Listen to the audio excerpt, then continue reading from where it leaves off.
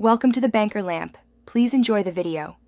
You start by opening Excel and selecting a blank workbook or a template suited to your task. This saves time later. Once open, enable editing if prompted, then immediately create headers in row 1 so your data stays organized. Make sure to freeze panes on the header row and save the file as XLSX with a descriptive name and date. Autosave is helpful, toggle it on if available, because you want to avoid losing work and keep a backup copy. You now populate cells with consistent data types, dates in one column, numbers in another, so formulas behave predictably.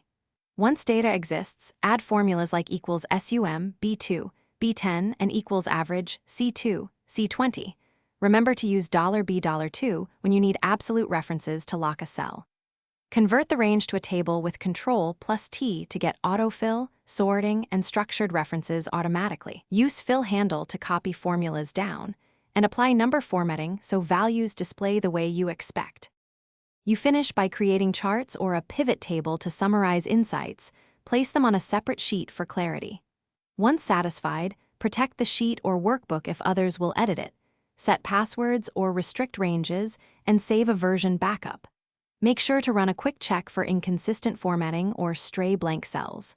If a formula shows an error, inspect the referenced ranges, verify cell types, and use Evaluate Formula to step through calculations.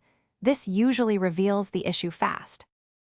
Thanks for watching. If this was helpful, leave a like and consider subscribing. See you next time.